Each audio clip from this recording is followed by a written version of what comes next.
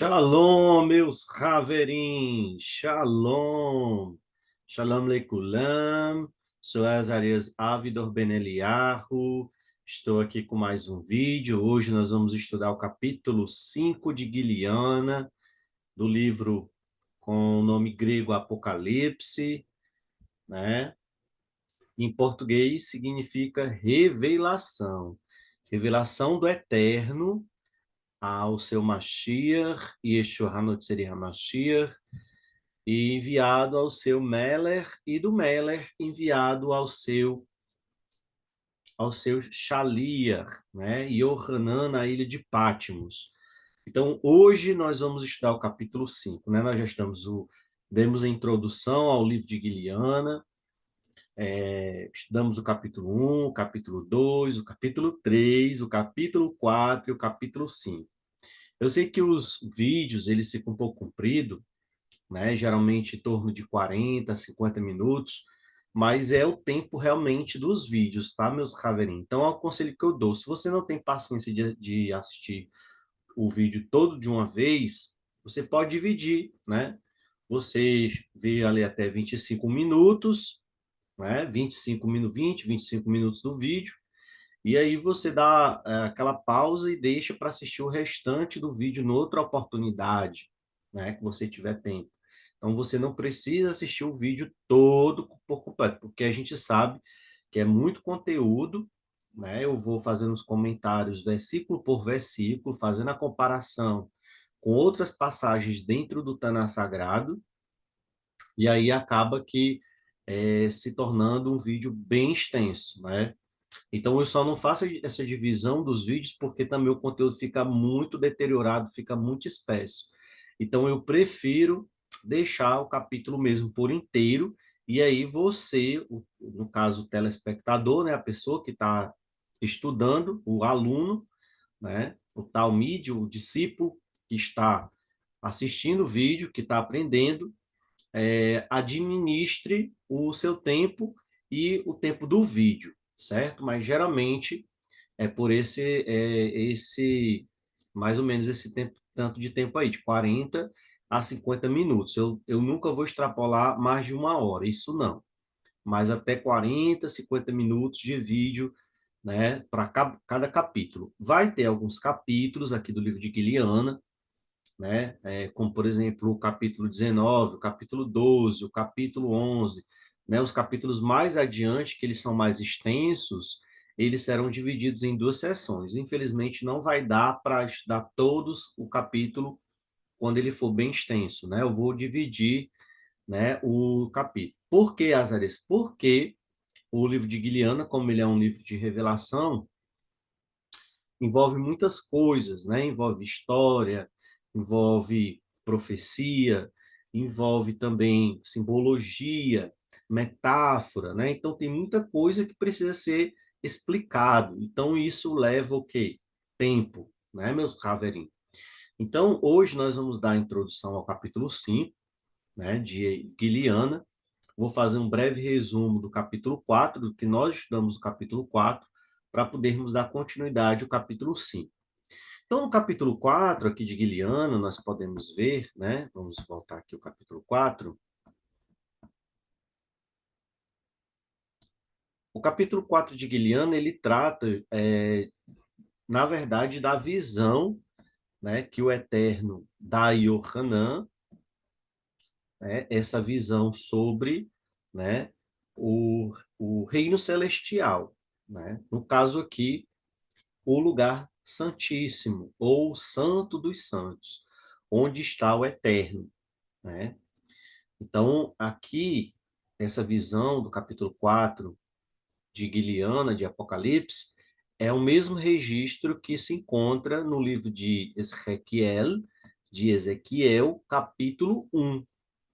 Tá bom, meus Raverim? Então, aqui é o mesmo conteúdo que está lá no Taná, a visão do Santíssimo. Então, foi explicado na aula passada, né, no último shiur, que eu fiz para os Haverim, do capítulo 4, que o reino celestial, né, onde se encontra o Eterno, é dividido em três. né, compartimentos, assim como era o tabernáculo aqui na Terra.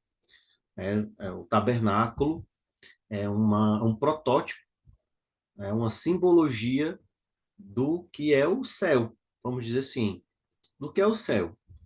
Então, nós temos o mar de vidro, ou chamado mar vítreo, que está aqui também nessa explanação no capítulo 4 de Apocalipse, no versículo 6, aqui, ó, diante do trono havia o que parecia um mar de vidro, ou também em outras traduções, mar vítreo. O que é o mar vítreo, Azarias? O mar vítreo é o que separa a terra do reino celestial, né? Em outras Bíblias mais antigas chama de abóboda ou de firmamento. Então podemos dizer que o mar de vidro, né, é o pátio externo que separa o nosso mundo, né? O nosso mundo, aqui a terra, do céu, do reino celestial, onde está o eterno, tá bom? E é onde o mar de vidro, ele é uma simbologia do pátio externo do templo. Mais adiante, nos estudos, nós vamos ver isso. Aí é, Azares, então quer dizer que o mar de vidro, ele é uma simbologia do pátio externo do templo? Exatamente. Né? Que é o primeiro compartimento do templo é justamente o pátio, né? Onde havia ali o lavatório, né? E outros utensílios. Então, o mar de vidro é onde está o pátio. É no pátio que se encontra os milhares e milhares de melerrim, de anjos, né? É ali onde se encontra os anjos. E é ali também onde estará, né, os escolhidos, né, por, por conta da vinda do Mashiach, né, que para podermos receber a imortalidade e a Kivodô do nosso corpo, nós vamos precisar ir até esse local e descer depois para a cidade de Jerusalém. Tá bom, meus Haverim? Então, lembrando que o mar de vidro não é o lugar santíssimo onde o Eterno habita, mas faz parte do, vamos dizer assim, do céu, né? Faz parte do céu, ok? Então, o mar de vidro, né, que ah, está diante do trono, né? E também ali é onde está o lugar santíssimo, né? Há quatro seres viventes, né? Um semelhante a leão, o outro semelhante a boi, o outro um rosto parecido com o de um homem e o outro de águia. Então, é essa mesma visão que foi dada ao profeta Ezequiel no capítulo 1. Tá bom, meus Haverim? Então, Azarias, então aqui é uma descrição legítima do Santíssimo, não é? Exatamente, né? Esses seres viventes, né? Nós lembramos ali a Arca do Concerto, quando ficava no lugar santíssimo, onde haviam dois querubins, né? Então, quando nós fazemos a leitura destes seres viventes, nós lembramos ali dos querubins que ficavam no lugar santíssimo. Então, você faz aí uma associação, né? Que realmente é uma simbologia. O tabernáculo de Moisés na terra, o templo de Israel, é uma simbologia, né, do reino celestial, do que é o que nós podemos chamar de reino celestial, tá bom? Então, então você já sabe que no reino celestial existe a parte externa, que é o mar de vidro, que faz a separação do nosso mundo para o mundo, né? No caso, o nosso mundo do Malhut, né, que é o nosso mundo, para o reino celestial.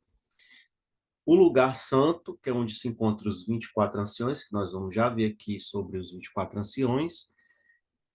E o Mashiach, né, que ali é um símbolo do sacerdócio levítico, os 24 turnos, né, do sacerdócio levítico, fazendo a referência clara ao sumo sacerdócio de Yeshua, né, no lugar santo, ok? E após tem o véu que separa o lugar santo do santíssimo. E aí nós vamos vendo aqui nos estudos mais aprofundados sobre esse assunto. Então, aqui é uma descrição clara, né, de onde está o Eterno, Baruch Hashem. Fico muito feliz de ter esse conhecimento e de poder compartilhar com vocês. Tá bom, meus Raverim? Então, continuando, vamos para o capítulo 5, iniciando a leitura. Abram as vossas Bíblias no capítulo 5 de Guiliana. Guiliana ou Apocalipse. Vamos iniciar a leitura. Então vi na destra daquele que está sentado no trono um livro escrito por dentro e por fora, e selado com 7 selos. Então, aquele que está sentado no trono é o Eterno, né? Hakadosh Baruch Hu, bendito seja ele. Então, é o Eterno que está sentado no trono. O trono, meus Haverim, é um símbolo, não que exista um trono físico, tá bom? Lá no Shamaim, não é um trono físico. O trono é símbolo de governo, tá bom? É símbolo de governo, é símbolo de regência, ok? Então, quando fala, eu vi na destra daquele que está sentado no trono, ou seja, aquele que tem o domínio de tudo, aquele que é o governante de todo, é o soberano. Um livro escrito por dentro e por fora, e selado com 7 selos. Então, também nós vemos uma referência a esse livro selado no livro de Isaías, né? Nós vemos claramente no livro de Isaías, no capítulo 29, vamos ver aqui, uma referência ao livro selado. Vamos lá, Isaías aqui.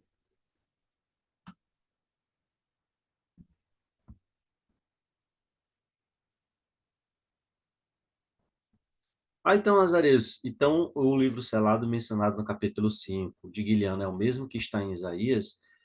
Com certeza, porque, que nem eu falei desde o início, o livro de Guilherme, ele é um resumo, né? Ele, na verdade, é um resumo do Taná, das profecias do Taná, com foco nas profecias e na simbologia do Taná. Aqui, ó. Eu não vou fazer a leitura toda porque realmente toma muito tempo. Depois os Haverim podem pegar aqui o capítulo 29 de Eshayahu e fazer a leitura, tá certo? Onde será mencionado esse livro, ok? O que seria esse livro, Razarias? Então, nós vamos ver, ter a resposta aqui em Isaías. Vamos aqui. Vamos começar a partir do versículo primeiro mesmo. Isaías, abre aí a sua Bíblia, capítulo 29 de Isaías, versículo primeiro. Diz assim: Ai de Ariel, fogueira no altar de Elohim, leão de Elohim. Ariel, cidade onde Davi acampou. Celebre as Hagim por mais alguns anos, as festas, né?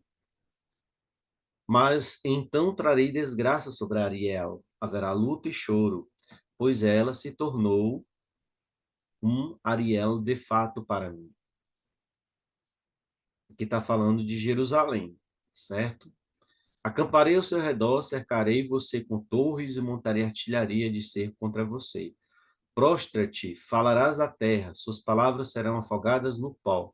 Sua voz soará como um fantasma na terra, suas palavras como guinchos na poeira. Mas seus muitos inimigos se tornarão como pó fino, a horda de tiranos como uma pequena palha levada pelo vento.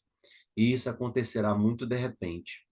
Você será visitado pelo Eterno de Sevaote, com trovões, terremotos e ruídos retumbantes, redemoinhos, tempestades, tempestade de fogo. Então todas as nações que lutam contra Ariel, todos aqueles que estão em guerra contra Jerusalém, as fortalezas ao seu redor, os povos que a perturbam desaparecerão como um sonho, como uma visão noturna. Será como um faminto, que sonha que está comendo, mas quando ele acorda, seu estômago está vazio. Ou um homem sedento, sonhando que está bebendo, mas quando ele acorda, está seco e exausto. Assim será para a horda de todas as nações que lutam contra o Monte Sião. Se você se tornar estúpido, continuará estúpido. Se eles se cegarem, permanecerão cegos. Eles estão bêbados, mas não com vinho. Eles são impressionantes, mas não de bebidas fortes. Então, aqui em determinado período da história, aqui é uma profecia sobre um cerco que invadiria ali Jerusalém, né? E a tomaria, né? Então, aqui está claro que refere-se ali à tomada, né? Principalmente do Reino do Norte, né? Onde ficava Samaria, e também ao cerco dos assírios em Jerusalém, tá bom, meus Ravrim? Então, aqui é uma profecia cumprida, tá bom? Uma profecia da época de Yeshayahu que foi cumprida, ok? Então, a partir do até o versículo 9, refere-se a essa profecia, né? De que muitos israelitas seriam levados cativos ali pela Assíria, ok? E aí nós vamos continuar aqui a partir do versículo 10. E diz o seguinte: porque o Eterno derramou sobre vós um espírito de letargia. Ele fechou os olhos dos profetas e cobriu as cabeças dos videntes. Ou seja, por um longo período de tempo não havia profecia, tá bom? Não houve profecia. Para você, toda esta visão profética tornou-se como uma mensagem, um pergaminho selado. Quando alguém o entrega a um homem experiente e diz, por favor, leia isto, ele responde, não posso porque está lacrado ou selado. Em outras Bíblias traz selado. Se o rolo for dado a alguém que está mal entendido, que está sendo mal entendido e lhe pedir, por favor, leia isto, ele responderá, fui mal entendido. Então o Eterno disse, porque este povo se aproxima de mim com palavras vazias, e a honra que me prestam é um mero xarope de pico, né? Que eu creio que é tradução do espanhol, né? A honra não vem da sua intenção, é isso que ele está querendo dizer. Enquanto, na verdade, eles distanciaram seus corações de mim, e seu medo é apenas uma mitzvah de origem humana. Portanto, procederei a remover este povo e os removerei e destruirei a sabedoria dos sábios, e esconderei o entendimento dos prudentes. Ai daqueles que se escondem no fundo da toca, para esconder seus planos do eterno. Eles trabalham no escuro e dizem para si mesmos: ninguém nos vê e ninguém os conhece. Né? Então, até aqui, no versículo 18, ele vai dizer: naquele dia os surdos ouvirão as palavras do livro, e os que estiverem no meio das trevas e das trevas, os olhos dos cegos verão. Os humildes exultarão de alegria por causa do Eterno, e os pobres exultarão no Hakadosh de Israel. Né? Então, o que nós entendemos, né? Que a profecia foi tirada, né? Todos liam a Torá e não entendiam, né? Aqui esse livro aqui é a Torá, não tem outro livro, é a Torá. Ficou sem profetas para instruir o povo, ficou sem sacerdote, ficou sem pessoas capacitadas espiritualmente para poder instruir o povo, e o povo ficou à deriva, né? Por isso que houve ali, né, a dispersão do povo na época de Isaías, né? As 10 tribos se perderam assim, entre aspas, né? Elas foram dispersas, se perderam porque elas perderam a identidade israelita, pelo fato delas terem se envolvido com nações não israelitas, tá bom? Então, uh, então, é essa profecia referente a esse período. E os versículos 13 e 14, né, o Eterno promete que ele irá, versículo 14, portanto, procederei a remover este povo, e os removerei e destruirei a sabedoria dos sábios, e esconderei o entendimento dos prudentes. Né? Então, ele, na verdade, faria uma restauração no meio do seu povo, fazendo com que eles se voltassem verdadeiramente ao Eterno, não vivendo, né, de mandamentos humanos, mas sim verdadeiramente dos mandamentos provenientes da sua sagrada Torá. E aqui no versículo 14, né, ele deixa bem claro que ele esconderá o entendimento dos prudentes e destruirá a sabedoria dos sábios, ou seja, estes que se dizem, né, detentores, né, detentores dos oráculos do Eterno, né, na verdade, não sabem de nada, que o Eterno concede sua sabedoria aos pequeninos. Ok, meus Haverim? E aí, só concluindo, né, que o versículo 18 ele fala sobre os últimos dias, né, em que os surdos ouvirão as palavras do livro e os que estiverem no meio das trevas e das trevas os olhos do cego verão. Ou seja, que nos últimos dias, né, nos nossos dias que estamos vivendo, né, as nações teriam a oportunidade de ouvir e compreender a Torá, tá bom, meus Haverim? E todos se alegrarão e exultarão em alegria no eterno, e os pobres exultarão no Hakadosh de Israel. Então, o livro selado de Guiliana, na verdade, é o livro selado de Guiliana é a Torá. Bom, voltando lá.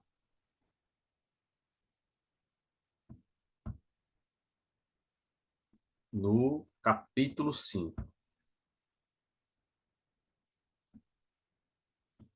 Esse livro selado, ele também é mencionado no Zohar, né, na literatura cabalística, e ele é mencionado também no Talmud, ok? No Talmud judaico, ok, meus Haverim? Então, é a Torá na sua decodificação espiritual. A Torá, ali está revelado a história da humanidade, desde o início até o fim, ok? Está revelado tudo, todo o processo, toda a história está ali, tá bom? E por que que ele é selado, Razarias, por fora? Ele está escrito por dentro, selado por fora, porque só o Mashiach tem o poder de destravar esse livro, só, ou seja, só o Mashiach tem o poder de revelar a, a verdade, a Emet, ao mundo, tá bom? Por isso que só ele é digno de abrir o livro e quebrar os seus selos, né? Nós vamos ver mais à frente. Então, só o Mashiach, ok? Então, Azarias, então tudo que nós aprendemos na Torá hoje, nem tudo está revelado, nem tudo está revelado, né? Nós aprendemos o básico, básico dos básicos. Quando nós estudamos as parashiot, né? Estudamos ali a porção semanal, estudamos o Taná Sagrado, estudamos os profetas. Aqui nós estamos aprendendo apenas o básico. Nem tudo está revelado aqui, nem tudo, tá certo? Então, é basicamente algo simples, né, para se entender com a nossa limitação humana, ok? Então, o livro selado, né, ele possui 7 selos. E esses 7 selos, eles possuem um simbolismo, né, da abertura ali, desde o início do Império Romano, né, que aqui já está entrando no Sod, né, ele vai ser aberto, esses 7 selos serão abertos, e ele vai ali, desde o Império Romano, né, o Império Romano, a besta, né, como fala lá em capítulo 13 de Apocalipse, que também está no livro de Daniel, no capítulo 7, chamado O Animal Terrível, e ah, só acompanhe meu raciocínio. E, como é que eu posso dizer? E aí ele vai até, né, nós vemos aqui,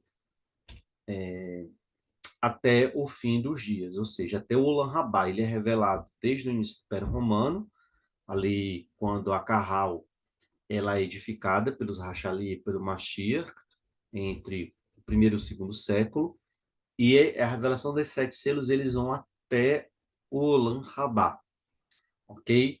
Então, basicamente, o livro de Guiliana, ele é revelado para nós por meio do Mashiach, né? O Eterno revela ao Mashiach, o Mashiach ao Meler, e o Meler revela a Yohanan, e Yohanan revela a nós, a Carral, tá bom?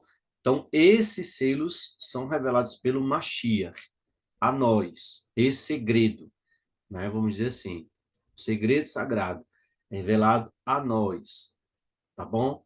Por quem, Azarias? Pelo Mashiach.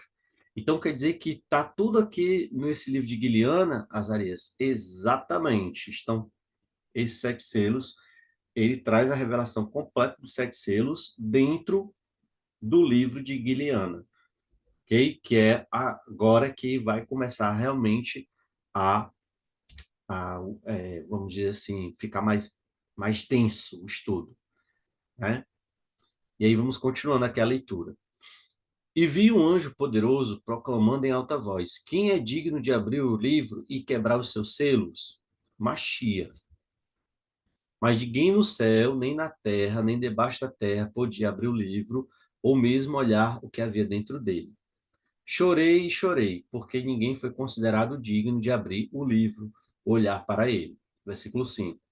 Um dos anciãos, né, os que estavam ali, os 24 anciãos, me disse: Não chores, eis que o leão da tribo de Judá, a raiz de Davi, conquistou o direito de abrir o livro e romper os seus 7 selos. Então, aqui é uma referência claríssima ao Mashiach, né? E Yeshua, leão da tribo de Judá, porque o Mashiach viria de Judá, raiz de Davi, porque ele vem de Davi, vem do rei Davi, Melech Davi.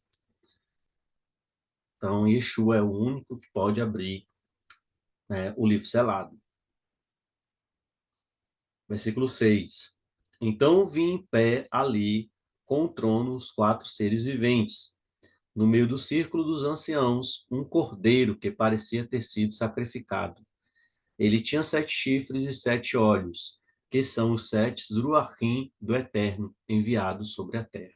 Então, no estudo passado, nós estudamos um pouco sobre esses 7 Ruachim, né? Os 7 espíritos do Eterno sobre Mashiach, né? Como está lá em Isaías e Shayahu, capítulo 11, no versículo 1 até o versículo 3, né? Fala lá sobre esses 7 espíritos: espírito de sabedoria, espírito de temor, espírito de humildade, né? São 7 espíritos, estão sobre o Mashiach, né? Então aqui está uma referência clara sobre o Mashiach, né? Vou repetir. Então vi em pé ali com o trono e os 4 seres viventes no meio do círculo dos anciãos. Então aqui quando fala que estava diante do trono dos 4 seres viventes, no meio do círculo dos anciãos, o círculo dos anciãos é, na verdade, o santo dos santos, não é o Santíssimo, onde está o trono e os seres viventes, tá bom? O meio do círculo, onde estão os anciões, é onde está o Machia, é o santo dos santos. Então, aqui a descrição, ela está bem nítida. Então, vi em pé ali com o trono e os 4 seres viventes. Em pé, diante, não significa que você está lá do lado do eterno, não é isso. Você está próximo, tá bom? Está próximo. Porém, aqui é onde ele está, ó, no meio do círculo dos anciões, um cordeiro que parecia ter sido sacrificado. Aqui é onde está o Mashiach. Onde é isso, Azarias? É no Santo dos Santos, tá bom? É onde está o Mashiach, ok? Yom Kippur, ele sai do Santo dos Santos uma vez ao ano, certo? E vai até o Santíssimo fazer a intermediação, a mediação pelo povo de Israel. Então, tem essa conexão aí. Ok, meus Haverim? Espero que vocês tenham entendido. Continuando. Ele tinha 7 chifres, né? Os 7 chifres significa perfeição, né? 7 olhos,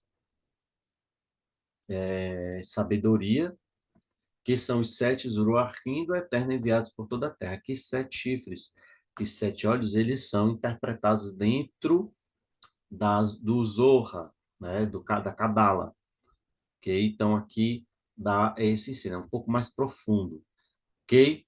Que nós podemos compreender que é alguém perfeito, imaculado, sábio, enfim, um escolhido pelo próprio Eterno, aquele que está sentado no trono, para abrir os 7 selos do livro selado, ok? O que é o livro selado? O livro selado é a Torá. Quem deve codificar a Torá? O Mashiach. Revelar a humanidade? O Mashiach. Ok, meus Haverim? É isso que está dizendo aqui no capítulo 5 de Guiliana. O que contém os sete selos, Rave Azarias? Contém a história da Carral, liderada pelo Mashiach, como a Mashiach como Rosh da Carral, que vai ali desde o primeiro século da Era Comum, quando a Carral se iniciou com a Mashiach, até o Olam Rabá, até a descida da Nova Jerusalém, da Nova Jerusalém, do Chamaim, dos céus, até o Olam Rabá, até a consumação de tudo, tá bom? Então vai desse período, os sete selos são revelados nesse período. Aí vocês perguntam, então, Razalias, então quer dizer que nós estamos vivendo o período ainda da abertura dos sete selos? Exatamente, estamos vivendo ainda a abertura dos sete selos. Os sete selos, eles só vão serem completados na descida, né, da Nova Jerusalém, do Chamaim, dos céus sobre a terra, tá bom? Ou seja, do reino celestial sobre a terra, ok? Quando houver a fusão do Malchut, que é a terra, com o reino celestial, tá bom? Então, nós vemos aí claramente que é uma revelação. Os sete selos é uma revelação a partir do Mashiach até, né, a sua vinda e também ao Olam Rabá. Então, é uma revelação completa desse período, ok? Que vai se estendendo nesses 2 milênios em que nós estamos vivendo, né? Esses 2022 anos, ok? Continuando, versículo 7. Ele veio e pegou o livro da mão direita daquele que está sentado no trono.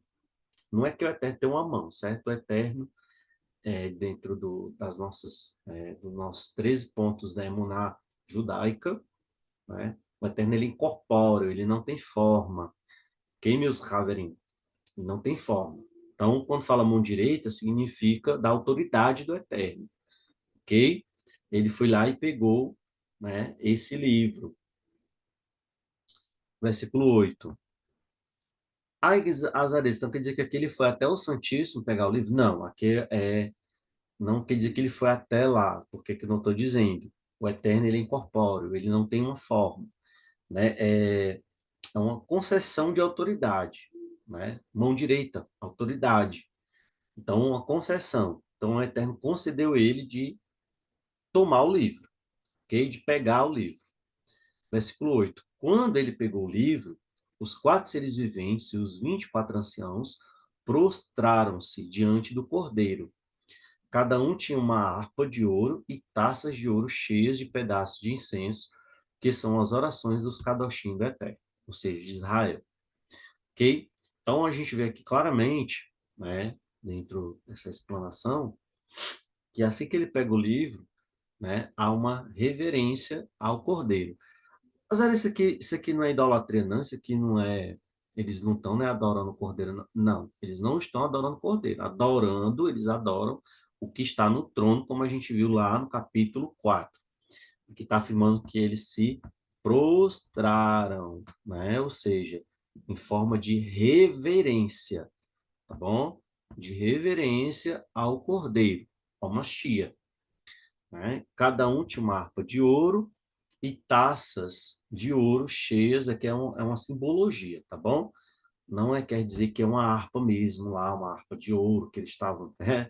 A harpa de ouro significa a música, a sonoridade daquele momento, né? A realeza, né? E as taças de ouro cheias de incenso, que são as orações, aqui ó, explicação das taças de ouro cheias de incenso, as orações dos Kadoshim do Eterno. Os Kadoshim do Eterno é Israel, tá bom? Não tem esse negócio de igreja, tá bom? Você tem que tirar essa mentalidade. Quando fala Kadoshim, os santos do Senhor, os santos de Deus, os santos do Eterno, está se referindo aos israelitas, tá bom? Versículo 9. E eles entoaram uma nova canção, né? Então tem o cântico de Moshe, né? Quando o povo de Israel, eles passaram foram libertos ali, né? Do Egito, eles cantaram o hino da vitória, né? E Cântico de Moshe. Aqui nós temos a nova canção, que é o cântico chamado Cântico do Cordeiro. Você é digno de pegar o livro e quebrar os seus selos, porque você foi sacrificado com custo de sangue. Você resgatou para o eterno pessoas de toda tribo, língua, povo e nação. Ou seja, pessoas de toda tribo, povo, língua e nação, ou seja, de todos os que habitam a terra, né? Tanto dos israelitas da diáspora, quanto também as nações. Continuando. Tu os formaste em um reino para governar, Coranim para servi-lo, e eles governarão a terra. Em outras traduções, eles reinarão a terra. Né? Então, estes que foram comprados com custo de sangue, né? Com custo do sangue, que foi sacrificado no madeiro, né? O sangue do Mashiach, né? O sangue do cordeiro que foi resgatado, né? Estes, né, serão um reino, aqui, ó, versículo 10, né? E Kohanim, sacerdotes. Por isso que nós, que somos comprados pelo sangue do Mashiach, nós temos que usar kippah, bom? Porque a kippah é um símbolo sacerdotal, é um símbolo da tribo de Levi, né? Então, todos os judeus, todos nós israelitas usamos a kippah, tá bom? Essa que eu uso, né, que eu gosto de usar, é uma kippah, ela é uma kippah marroquina, tá bom? Ali da região do Marrocos. Porém, existe a kippah ashkenazita, que é aquela pequenininha, forma de veludo, que você coloca mais no meio, e tem a kippah sefaradi, né? Essa aqui também é sefaradi, mas tem uma mais redondinha de crochê, né? Que muitos brasileiros, judeus brasileiros usam, que são pelo fato da ascendência sefaradi, né? É aquela mais, né? É aquela de crochê, é porque eu tô sem ela aqui, para mostrar para os Haverim. Depois eu faço um vídeo falando sobre o significado de cada kippot. Então, aquela mais trabalhada, com detalhes de crochê, ela é uma kippah sefaradi, tá bom? E aquela de veludo, né, que tem aveludada, muitas vezes azul escura ou preta, ela é esquenazita, tá bom? E essa que eu estou usando, ela é ali da região do Marrocos e também da região da Europa Oriental, né? Ali já da Bulgária, Romênia, aquela região ali. Por que que você gosta, Azarias? Porque é uma kippah sefaradi, né? Então, eu gosto de usar ela por conta disso e também porque eu tenho um cabelo muito grande. E se eu for usar menor, né? Ela, se eu não prender bem, com bastante grampo, ela cai, né? E aí essa daqui, né? A chamada, eu esqueci, tem um nome específico dela, dessa daqui, eu esqueci agora. Ela prende mais o meu cabelo, né? Meu cabelo é muito grande e eu tenho que deixar os meus peotes, porque eu uso peote, a minha barba ela é rala, mas o peote ele tá aqui. Eu uso peote. Então se eu não usar esse tipo de kipá, meu cabelo ele fica todo solto, caído. Eu não gosto muito não, porque me dá alergia, fico com calor, né? E eu não consigo transmitir direito a mensagem que eu tenho para transmitir para os Haverinhos. Estou só explicando por que que eu uso a kippah, não por modismo, e nem porque eu acho ela bonita também, mas é mais por conta da acessibilidade ao meu cabelo, tá bom? Porque o meu cabelo é muito liso, é grande e liso, tá bom, meus cabelinhos? E a pequena, e mesmo a de crochê, ela ainda fica, se eu fizesse com a cabeça, mesmo prendido com grampo, ela ainda é arriscado cair da cabeça. Então, essa aqui é melhor porque eu posso me movimentar do jeito que eu quiser e ela não cai e meu cabelo também não fica bagunçado. Então, dando continuidade. Então, Azareza, então quer dizer que nós, israelitas, Netzarim, messiânicos, né, que vivem a Torá, Yehudim ortodoxo, né, os nossos Yehudim tradicionais, judeus tradicionais, nossos irmãos, né, todos devem usar kippah, exatamente, todos nós devemos usar kippah. Kippah, ela não é uma mitzvah, mas ela é uma tradição, né, que ficou, que veio para ficar, e essa tradição se tornou mitzvah, né, pelo símbolo máximo, né, da administração espiritual do nosso povo, que são os sacerdotes, os Kohanim da tribo de Levi, os Leviim, ok, meus Haverim? Continuando aqui no versículo 11. Então olhei e ouvi o som de um grande número de melachim, milhares e milhares e milhões de milhões, ou seja, de melachim, de anjos, né? Eles estavam ao redor do trono, os seres viventes e os anciãos. Então, aqui já está revelando a terceira parte do reino celestial, que é o pátio, né? Que eu falei para os Raveni no início do estudo, que o pátio é onde estão os Melechim, onde eles assistem todos os seres humanos da Terra, que não falei, né? O pátio é ali a parte onde se encontra o mar de vidro, que é onde há a separação do nosso mundo para o reino celestial. Então, Lazarus, então quer dizer que nós somos assistidos pelos anjos do Eterno? Sim, exatamente.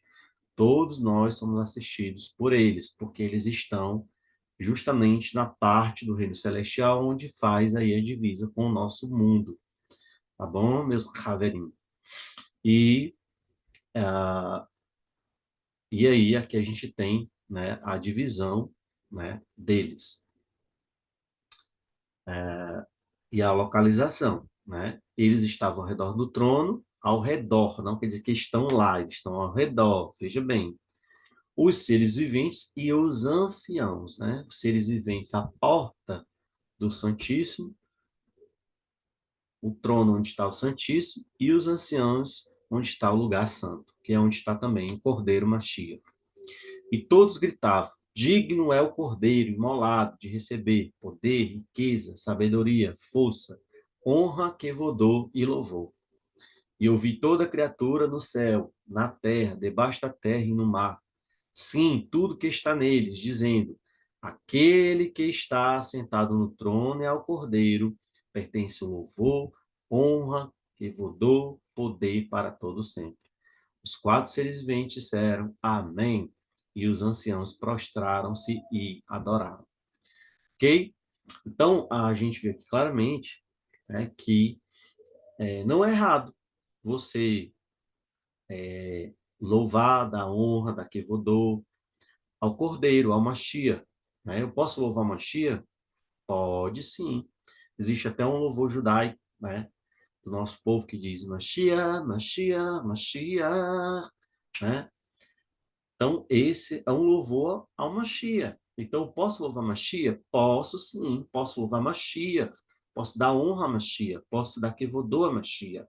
O que eu não posso fazer é adorar Machia, né? Ou seja, prestar culto a Machia. Prestar culto é somente ao Eterno. Então, a gente vai ver somente aqui na Bíblia de Jerusalém, né? Que é essa Bíblia aqui que eu uso, a Bíblia não, apesar de ser publicada por uma editora católica, ela não é uma Bíblia tendenciosa ao pensamento religioso. Então, nós vamos ver apenas o versículo 14 aqui, na Bíblia de Jerusalém, para a gente encerrar o nosso estudo hoje. Né? Capítulo 5, versículo 14, como é que está aqui na Bíblia de Jerusalém. E os quatro viventes diziam Amém, e os anciãos se prostraram e adoraram. Ok? Aí você se pergunta, adoraram a quem? Né?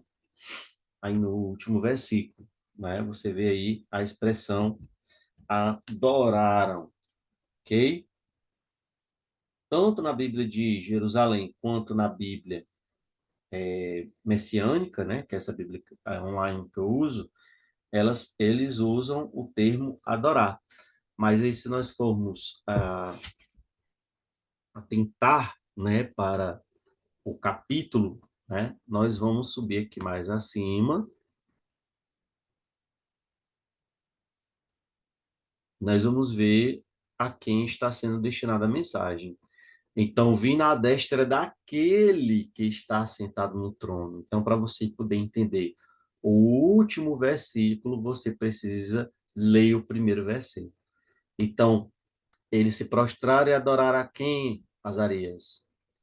Ao Eterno, aquele que está sentado no trono, tá bom? Então, você precisa voltar lá no, no versículo primeiro, ok? Os quatro seres viventes disseram amém, e os anciãos prostraram-se e adoraram ao Eterno. Ok, meus Haverim? Porque, por que, Azarias, que você está dizendo o 14 não é um complemento do versículo 13? É não. Quando você faz a leitura aqui bem direitinho dos versículos 12 e 13, você vai entender que há uma pausa aqui no 13, tá bom? E o 14 é como se fosse uma continuação, certo? Mas referindo-se ao início da profecia. Por isso que muitas vezes os cristãos eles estão achando que o 14 está se referindo a duas pessoas, ao Eterno e ao Cordeiro, tá bom? Mas o versículo 14 refere somente ao Eterno, tá bom? Deixando isso bem claro. Ó, vamos fazer a leitura do 12.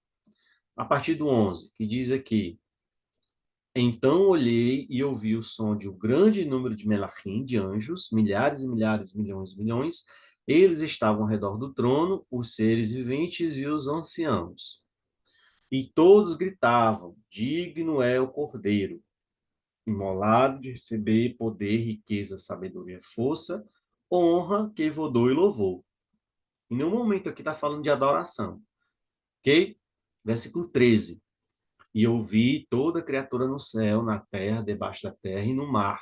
Sim, tudo que está neles, dizendo: aquele que está sentado no trono e ao Cordeiro, ó, e ao Cordeiro, está sentado no trono e ao Cordeiro, pertence o louvor, a honra, que vodou e o poder para todo sempre. Tá bom? Aí, ponto de exclamação, finalizou, certo? Então, Cordeiro pertence à adoração, Azarias? Segundo o que nós acabamos de ler aqui, não. Pertence o louvor, a honra, que vodou e o poder, certo? Porque lá em Matitiarro está escrito que o Eterno deu todo o poder ao Machia no céu e na terra, ok? Delegou esse poder, né? Então, ponto final. Então, quando a gente lê o versículo 14, a gente vai fazer automaticamente uma associação com o versículo 13, que está se referindo ao Eterno ao Cordeiro, tá bom? Mas essa associação não pode existir. Por quê, Azarias? Porque o 13 finalizou. Ponto. Não tem continuação. E aí o versículo 14 diz: os quatro seres viventes disseram amém. O amém é referência ao eterno. Tá bom, meus Haverim? Amém é uma referência ao eterno. E os anciãos prostraram-se e adoraram. A quem? Ao eterno. Ok? Então quer dizer que o amém é uma referência ao eterno?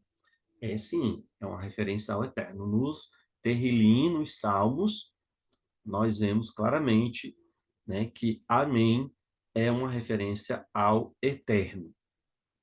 Depois eu posso trazer um estudo sobre o significado da palavra amém.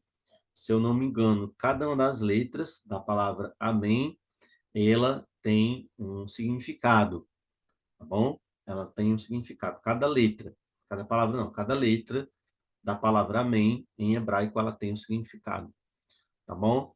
Referindo-se à pessoa do eterno, ok? Então, quando eles disseram amém, refere-se ao Hakadosh Baruch Hu. Somente ele e ninguém mais além dele. Baruch Hashem. Espero que os Haverim tenham compreendido aqui esse estudo, ok? Qualquer dúvida pode me perguntar nos comentários aqui embaixo no YouTube, que eu terei toda satisfação em respondê-los. Baruch Hashem. Shavua Tov. Até mais.